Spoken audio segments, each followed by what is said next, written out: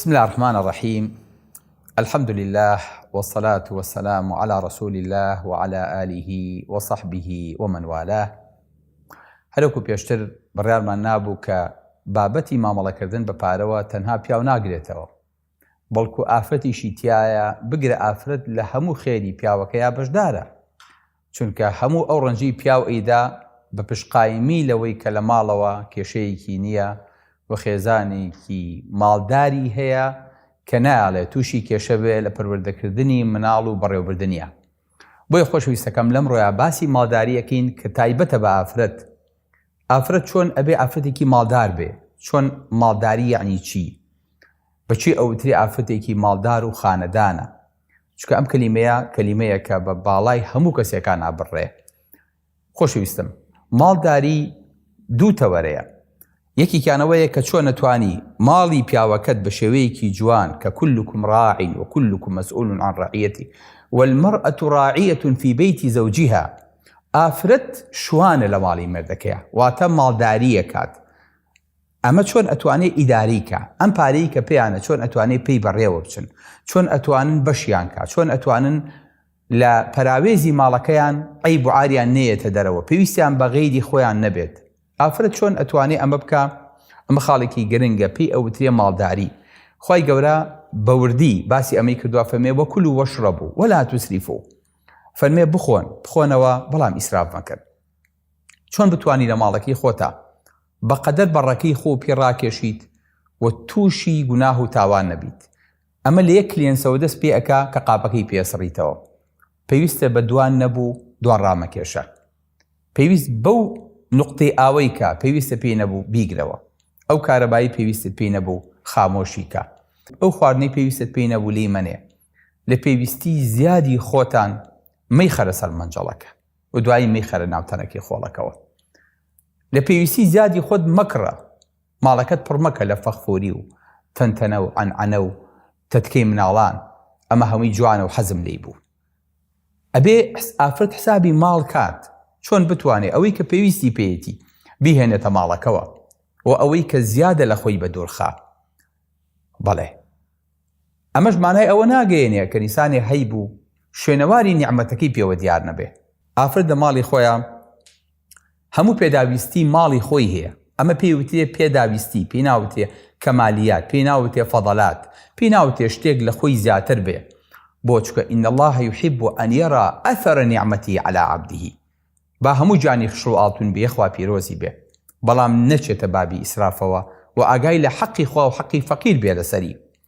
بۆیە كلوا واشربوا وتصدقوا، پێغەمبەری خوا صلی الله عليه وسلم فەرمێ بیشی بەخشن، هەر ئەوە نەبێت تەنها دەستان بە خۆتانەوە بێ و دەستان بە فەقیر و دەستان بە خەڵکێکی ترەوە نەبێ.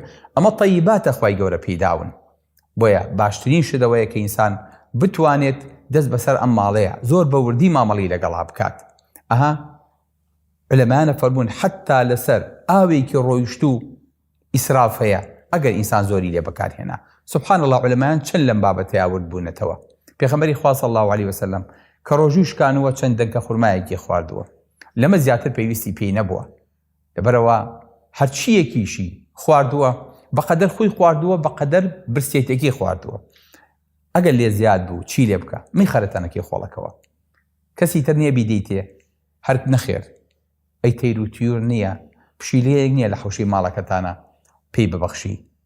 بۆیە نابێ کەس لە دەستی موسڵمان بێ ئومێد بێ، ئەبێ هەموو کەسێکە چاوی لە دەستێتی ئەبێ ئەوەی کە کەفا بالمەرئی ئیثما ئەن یضەیع من یەقوت، ئەمانەش قوتیان لەسەر تۆیە. ئەوەی کە لە ماڵەکەیایە، ئەوەی کە لە دەرەوی ماڵەکەیە، ئەوەی کە بەسەر تا ئەگەڕێ بە هەمان شێوە. بۆیە ئافرەت دەبێت دایمە چاوی لەوە بێت بڵێ خوای لێو بەزیا بێ، شکر بۆ تۆ، سوپاس بۆ تۆ، ئەم ئێوارێش تێرمان خوارد. چۆن بتوانێت ئافرەت ئەم قەناعەتی هەبێ، سەیری سەرەوە نەکە ماڵی فڵان کەس هەموو ڕۆژە لە مەطعەم نانەخۆن، ڕۆژویان هەمووی لەوەیە، هەموو ساڵێک دوو سێ جار سەفەری دەرەوەکە. ماڵی فڵان کەس هەموو هینە لەسەر مۆدیل قاپ و قاچاق و هینەکانە گۆڕن، چ جای ئەساسی ناو ماڵیان بەداخەوە.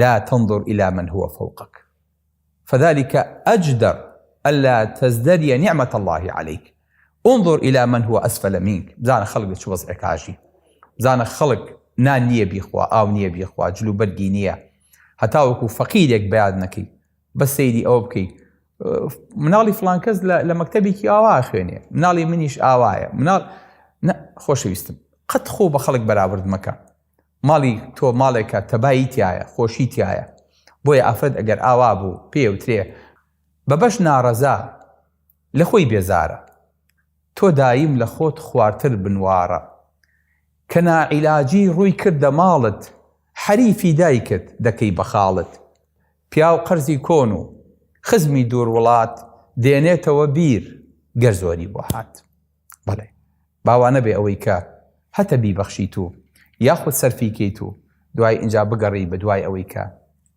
لە ماڵەکە تا هیچ نەبێت نەخێر ئافەتی عاقڵ ئافەتی ژیر ئەوەیە کە دایما لە ماڵەکەیە مەخزوونێکی هەیە شتێکی داناوە احتیاطێکی خستووە بۆ ڕۆژێکە پیاوەکەی نەخۆشی پێویستی پێیە بێت ئەها خۆشەویستەکانم ئەم تەوەکولەی سەحابەی بۆ دایکانی موسڵمانان هەیان بووە بەڕاستی بە ئێمە ناکرێت ئێمە کە زۆرمان بۆ هاو ئیتر لە سنوور دەرەچی چی ئەتوانێ وەکو دایکە عایشە بێ بیری لای خۆی نەمێنێ لە کاتێکا خوشکەزاکەی عەبدوڵای کوڕی زوبەیر 100,000 دەرهەمی بۆ نێرێ 100,000 دەرهەم بەدەم خۆشە ئێوەزان لەو کاتەیە چیلۆیە گۆشت بە 1 دەرهەم بووە جەبزان 100,000 دەرهەم چی کردووە ئەفەرمێ تا ئێوارە هەمی بەخشیەوە بەڕۆژوش بوو ئێوارە بە ئومزەڕی فەرموو تی خواردنەکەمان بخۆین ئێوتی بارێک دەرهەمەگەل بایەتەوە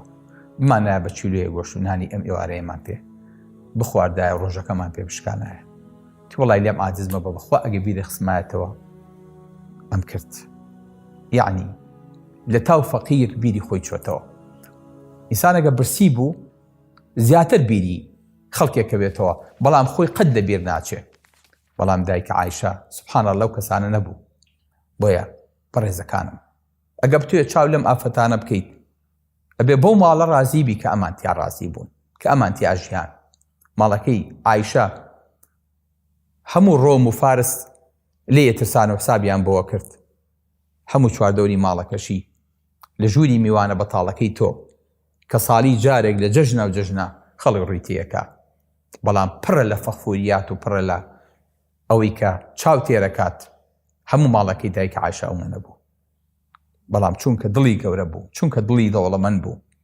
پارەشی هاتە دەست ئەیود من ئەبەخشم خوای گەورە پێمە بەخشێتەوە جووی لێ نەبوو بەڵێ ئافەتێکیان هێنا جارێکیان لە عەراب فەرمێ زۆر پارە دەربوو ئەگاتان لێی بێ پارە بەخشین معنای ئیسراف نییە وریا بنەوە ئەگەر ئینسان زانی پارە لە کوێیە بەکارەهێنێ پێی ناوتە ئیسراف مشکلە ئەوەیە پارە تەخشان و پەخشان کرێ کە زۆر جار ئێمە گیرمان بەدەست ئەمەوە خواردووە ئافەتێکیان هێنا لە عەراب زۆر پارەیە بەخشی زۆر دڵواڵا بوو تیان کاکە ماوەیەک دەرگای لەسەر داخن با هیچی نەبێت تۆزێ برسی بێ ئەو کاتە قەیری عافێتە زانێ دوای ئەوەی کە برسێکی چێشت ئەنجا هێنایانە دەرەوە تورەکەی پارەیاندا ئینجا وتیان دەبڕۆ پارە ئاوایە برسێتی ئاوایە هەل لە ڕێوە کە چووە دەرەوە کەسێکی خاوەن پێداویستی بینی پارەکی کردە دەسێەوە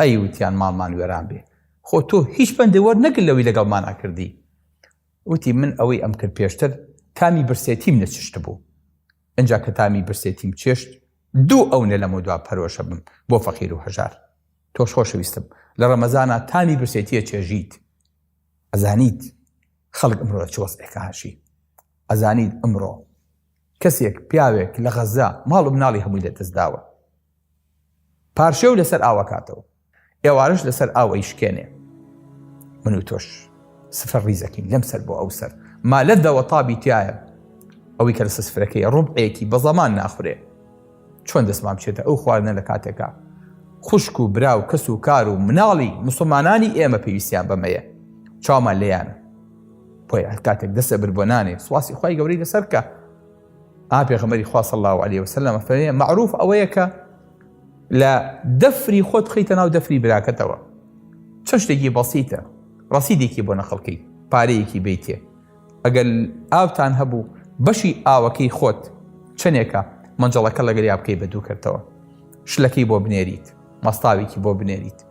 ئەوەی کە کوردەواری هەیەە لە کلاسیکی کوردیا بەسە دراوسێکانە بیژێڕیت، ئاوێکی گۆشتان هەیە، خواردنێکی تایبەتتان هەیە، ئەبێت هەموو ئەمانە بەسەرکەیتەوە، ئەبێت چاو لە هەموو ئەمانە بێ وە برزانی خەڵک ئەیا لە دەرگاکەت مادەم ماڵداریت، مادەم ماڵت هەیە، جا میوانیش ڕوتیەکە، جا ئەوەی کە لەبەر دەرگاوە دەسێ لێ ئەگرێتەوە.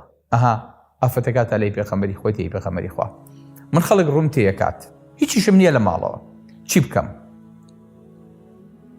پێغەمبەری خوا صلی الله علیه وسلم بە بجەیدی فەرمی بجەید هەر کەسێ هاتە بەردە ماڵەکەت بی دەرێ، ئەگەر سمە سوتاوێکیش بێ، تخوا سم خۆی ئەبێت چی بێ؟ سم پێی ئاژەڵە، ئەنجا بش سووتێ، فەرمی هەربی دەرێ.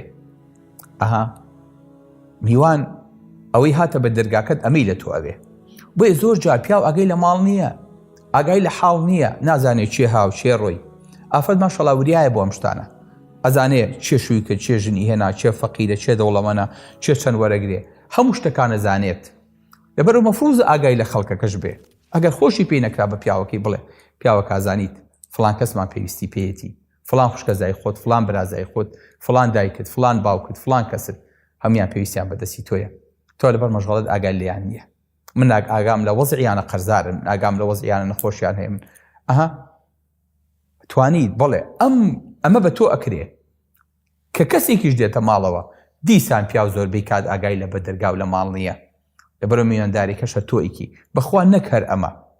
ئەگەر ئافرەت لە ماڵەوە ڕووی خۆش نەبوو بخوا ماڵەکەش بە کەڵک نایەت، هەموو جارە بە ڕەحمەت بێ. ئەموو باوکە ماڵ ڕووی خۆش بێ باش هەیان ئافرەت لی بخوا کوڕم ئافرەت ڕووی خۆش بێ باش. ئەگەر ماڵە ڕوو قیبلە بوو بەڵام خێزانت پشتی لە قیبلە بوو، پشتی لە میوان بوو، هیچ بۆ ناکات. بۆیە ضرورە ڕووت خۆش بێ، ضرورە بەدەم خەڵکەوە بچی، بەدەم میوانەوە بچی، بەدەم کەس و کارەوە بچیت و ئاگال لە هەمویان بێ. میوان نایەوێ سفرە ڕەنگین بێ، میوان نایەوێ سفرە ڕەنگین بێ، نانت جۆیین بێ، خوڵکت گەنمین بێ، خزم بەکاری قیامەت نایە، معلومە دنیا هەر بۆ دنیایە. بەڵێ چیت بۆ کردووە بۆ ئەم خەڵکانە، بۆ ئەم ماڵداریە؟ تۆ ماڵێکی ئێستاکەنە یەکێکی لەم کۆمەڵگایە پێکهێناوە، کچی من، باوکی من، ئەبێ ئەگەر لە ماڵی خۆت بێ، ئەگەر لە حاڵی خۆت بێ.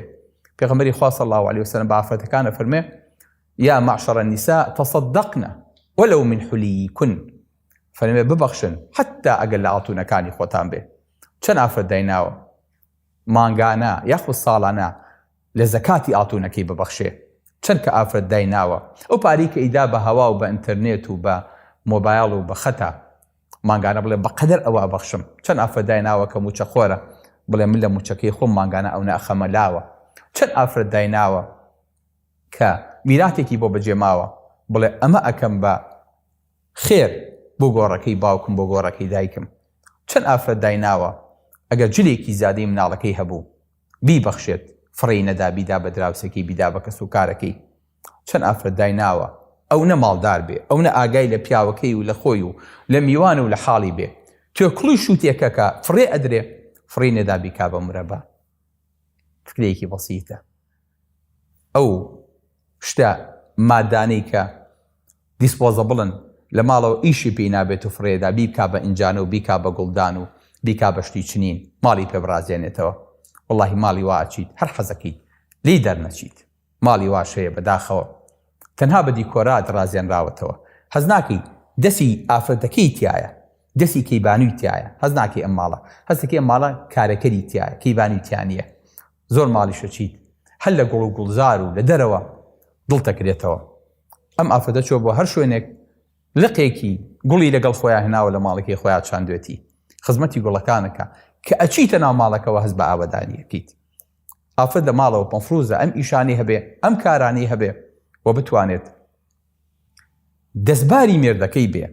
هەندێک ئافرەت خۆی گەورە پاداشی خێریان باتەوە بەسەر ئەرک و ماندوو بوون و ئیش و کاری ناو ماڵە کە ڕۆژانە دووبارە ئەبێتەوە، لەگەڵ ئیش و کارێکیان هەیە جایان لە دەرەوەیان لە ماڵەوە ئەیکەن، ئەوەی کە دەزڕەنگینە، ئەوەی کە ئیشێکەکە، ئەوەی کە چنینێکە، ئەوەی کە کارێک لە ماڵەکەی خۆیان ئەکات و دەستباری پیاوەکەیە بێ، ئەمەش جێی دەستخۆشیە، ئەمەش هەر بۆ خۆی بە سەدەقە پێغەمبەری خوا صلی الله علیه وسلم ئەفەرمێ بۆیە نووسرێ. ئەها ئافرەتێکی وەکو ڕائیتا کە سەحابەیەکی پێغەمبەری خوا صلی الله علیه وسلم ئیشەکات، جارێکیان پیاوەکەی پێڵێ ئافرەت ئەگەر ئەم کارە بکەیت و تەنها ئەم پارەی تۆش بەشی مەسرەفی خۆمان بکات، بەڕاستی من حەز داکەم ئەم بکەیت و خێرە نەگا. ئافرەتەکەش زۆر لە سەدڵی قورسە بێ بەلای پێغەمبەری خوا صلی الله علیه وسلم فەرمێی پێغەمبەری خوا من ئیش و کار و کاسبی یەکەم، پارەکەشم لە ماڵ و مناڵەکەیە سەرفەکەم، لە مێردەکەما سەرفەکەم، هەر بەشی ئەوانی شەکات، خێر مەگا. چەند بەدەم خێرەوە بوون، چەند خەمیان بووەکە ئەم خێرەی کە ناومان ناوە خێر، هەموو کونج و کەلەبەرێکی ژیانیان بگرێتەوە بچێتە ناو هەموو جونگەکانەوە. پێغەمبەری خوا صلی الله علیه وسلم فەرمێ أنفقي عليهم فإن لك في ذلك أجر ما أنفقت عليهم. فەرمێ تیانە سەرفکە، هەر چیەکەت سەرف کرد هەر هەمووی ئەجر و پاداشت بۆت ئەنووسرێ. بۆیە خۆشەویستەکانم، یەکێ لە کارە گەورەکان ئەوەیە کە ئافرەت بتوانێت لە ماڵەکەی خۆیان کارێ بکات، ئیشێ بکات، بەرهەمێکی هەبێ. ئەگەر فرۆشتیشی بە دەرەوە کاتی خۆی ئافرەت لە ماڵی مێردەکەیە فەلاحەتێ کرد، ماڵداریە کرد، ئاژەڵداریە کرد، ماستیە هێنا ئەی فرۆشت، کای هێنا گوێیە کرد، هەرچی بە کشت و کاڵ و بە ئاژەڵداری بکرایە کە ئیشی دوو وەزارەتی گەورەیە، باوەڕم پێ بکە ئافرەت لە ماڵەکەی خۆیان کرد. وادامەنیشە بە دەسی بەتاڵ، تا نەگری مەمک نادرێ بە مناڵ. بە کەسێک ئەڵێن ئەقلی تەواوە، خەمی نان بخوا شووتی هەر ئاوە. من توێکڵە شووتیم کرد بە مرەبا، خەڵک ئەی خاتە ژێر پێی خەڵک ڕەت ببا. ئەوەی خەریکە دۆستی خۆی بخا، کاتێکت زانی وەک دیوار ڕووخا. ناتەواوی هۆی قڕە و جەنجاڵە، ناتەواوی هۆی قڕە و جەنجاڵە، بەڵام سفرەی پڕ هێ منی ماڵە. کورد دەڵێ کاسەی پڕ ئاشتی ماڵە، مامۆستا پیرەمێردیش کوردی ڕەسەنی خاوەن پەندەکانە فەرمێ بەڵام سفرەی پڕ هێ منی ماڵە. سەلام عەلەیکوم وەرەحمەتوڵڵاهی وبەرەکاتوه.